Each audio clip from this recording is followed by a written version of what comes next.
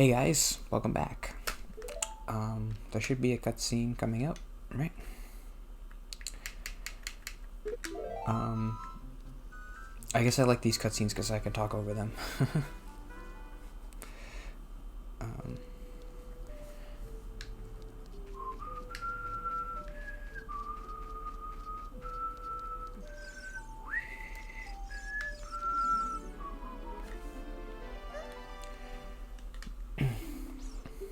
boom, boom, boom, boom, boom, boom, boom, boom, boom, boom.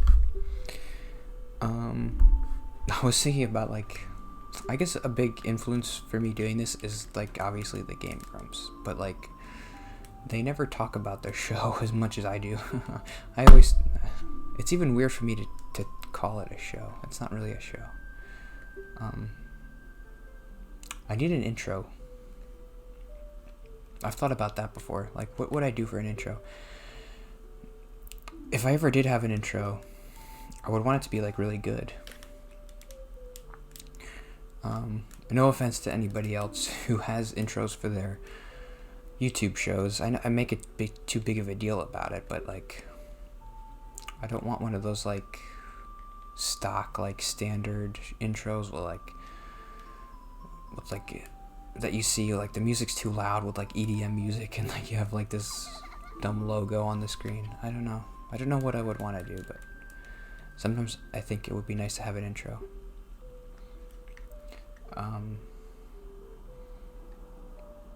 I like cold opens. You make kind of a joke and then you do your intro and then you come back, and it's a good way to make a joke land if you have an intro and do a cold open. There are times when I wish I had an intro for that reason, but I don't. I wanted to do 8 episodes today, but my throat is hurting. But yeah, the Game Grumps, they do a show. They don't talk about their show while they're doing it for the most part. I probably should stop talking about I need new lighting and I need. But what else am I going to talk about? Zelda? I don't care about Zelda. That's not true.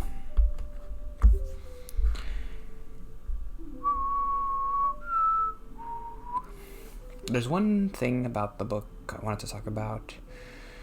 So I'm reading this book, Hero with 1,000 Faces. There's your preface.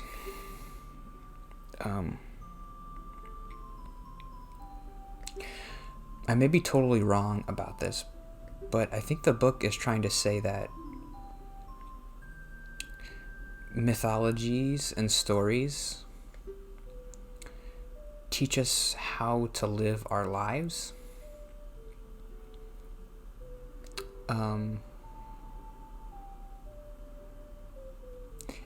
If we follow the model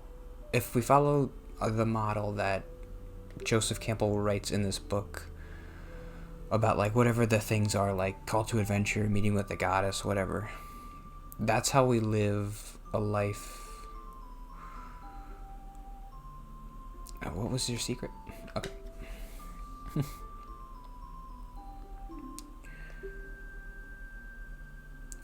If we live our lives like that and we follow those paths, that's how we grow and live a fulfilling life.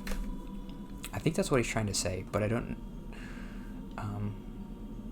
I thought going into the book, it was just going to be about how to write a story, but this seems like it's more how stories show us how we should live our lives, and how all stories kind of have the same tentpoles that keep a story from collapsing and being not interesting. So with refusal of the call, it's when you have something in your life, you can refuse the call. You have a choice. But if you want to live a fulfilling life, you have to not do that. And then he gave the example of Lot's in the Bible. Lot's wife looks back at what was it, Sodom, and turns into a pillar of salt.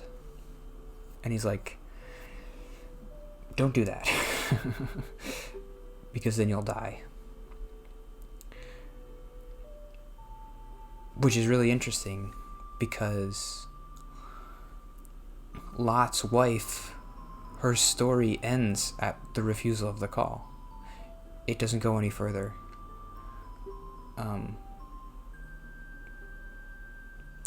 I guess I don't understand that. She refuses the call and she dies. But the hero has to refuse the call to go on the adventure. I guess the part of the book I haven't gotten to yet is the third part, which is like accepting the call, I guess. Like you can refuse the call, but then you have to accept it. Yes, I totally understand. I have to stop making that joke. I keep doing that.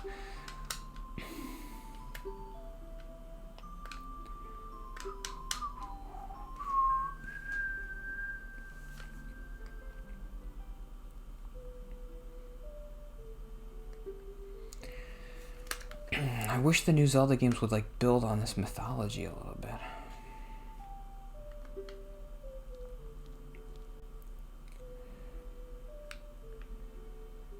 But it's pretty much always just the same thing. Just like, there's a Triforce, Ganon wants it, Ganon's like a monster, kill the monster, save the princess. I wish they would do a little bit more.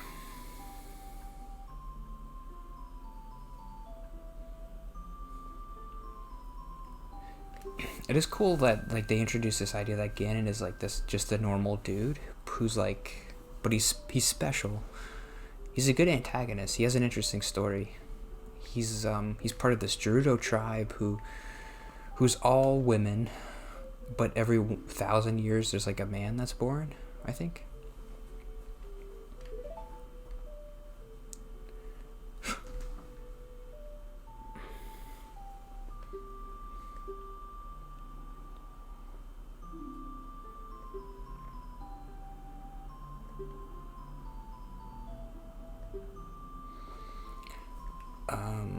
So that's kind of interesting. To make him like a man, it makes him...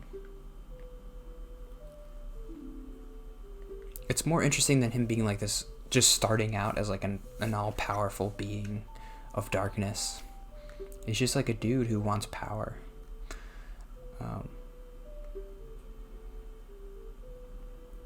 That's a common element in story, I guess, is like... Just the antagonist is kind of corrupted by wanting power.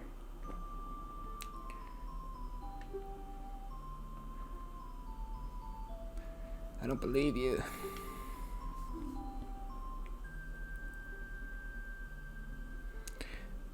Refusing the call leads to neurosis. Accepting it leads to control and self-actualization.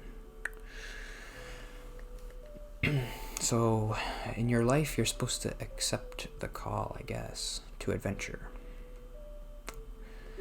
But what does that mean? Am I supposed to...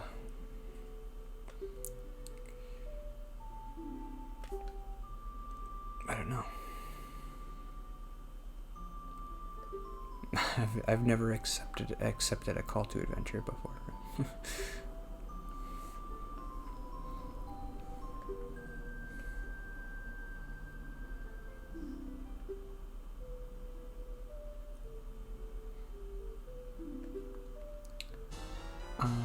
So you bring the letter to Death Mountain, I think.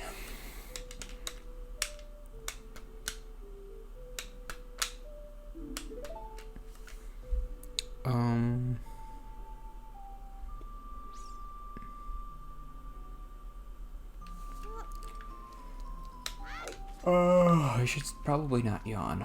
Oh.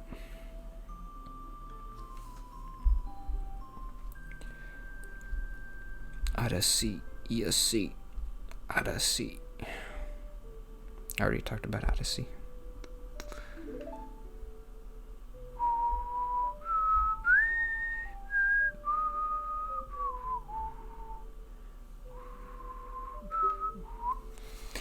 I watched The Lion King on Disney Plus, the new one.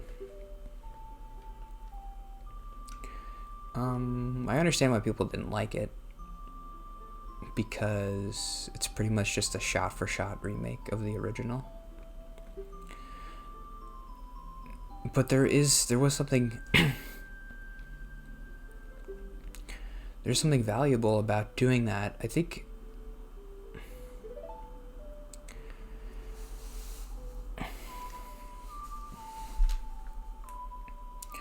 left, right, left, right,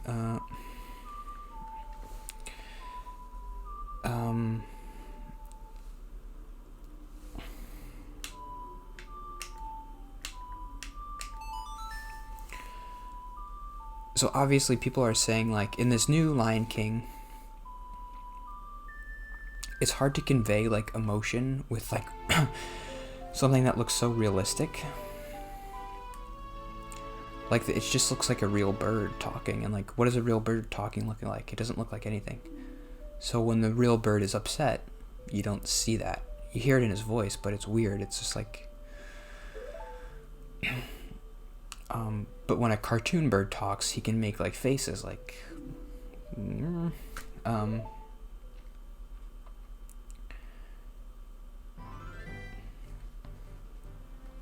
But I did think there was something about the real life version that's like... There's more weight to stuff. It feels like, oh wow, that really looks like a real lion talking. It's so weird. But it feels like... Everything feels more important.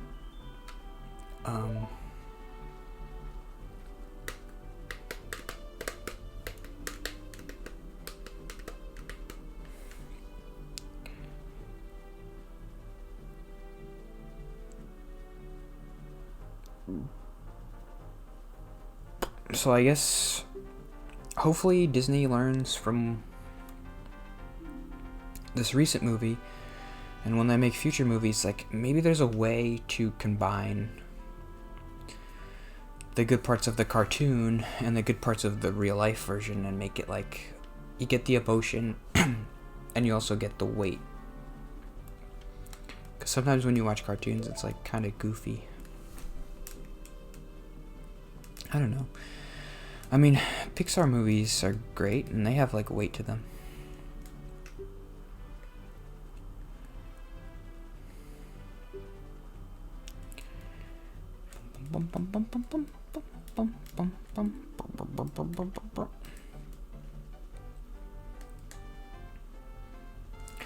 I remember not really liking The Lion King too much when I was a kid, but I think it's probably one of the better Disney cartoons. Just rewatching this new story and being like, oh yeah, this is a good story. I know it's like a rip-off of like Shakespeare. I'm not sure which Shakespeare. In high school, I only ever read Macbeth and Othello, and I know it's not those two. Oh, and Romeo and Juliet. Obviously, everybody's read that one. Maybe it's Hamlet. This is a nice little Hamlet.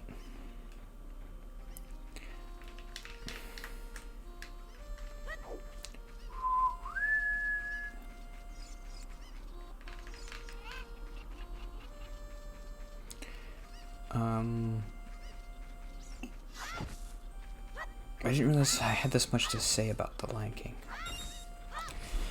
Man, come on, wake up. I'm gonna buy, I keep saying this, but I'm gonna buy a 5-hour energy and drink it next time and see what happens.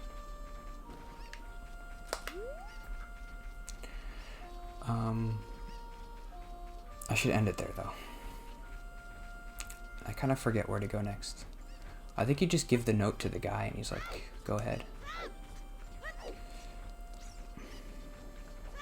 Okay. Wake up, wake up, wake up, wake up. I'll see you tomorrow.